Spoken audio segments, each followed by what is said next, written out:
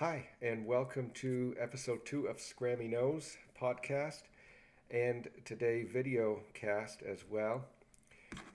Today, something I thought I knew, which was removing personal information off the web as succinctly as possible, or as easily as possible. Something else I learned, and it was with through the site How-To Geek. I really like this site because it has a lot of information on things to do with PC, Mac, and the whole computer world.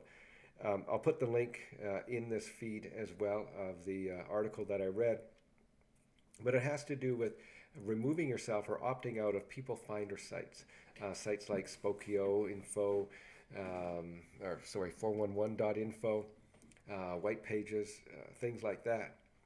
The headline captured my interest really well because I thought, oh, this is probably going to be something that will make it easy to do. Turns out it's not so easy.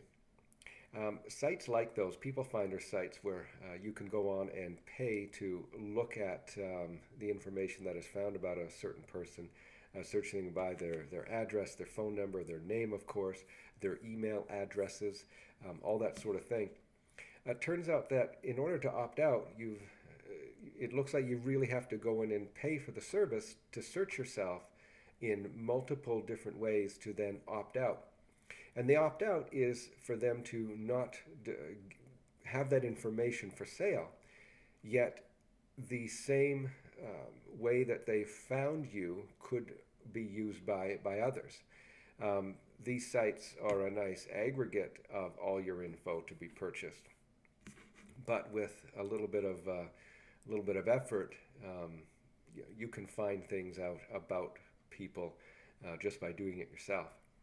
So my thought is, rather than using these sites to find out what they have on you or to opt out of it, is to really get into the search for yourself. And it doesn't have to be a one and done where you've spent hours searching online and finding out what's out there about you and closing those public facing areas that you don't want to be public facing. It's rather a piecemeal, day by day task. And then the knowledge now that what you do in the future, you really try to keep as private as possible.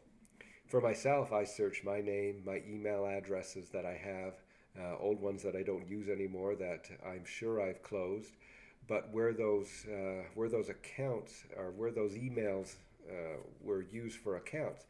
And I found an old Flickr account with some photos that were publicly available.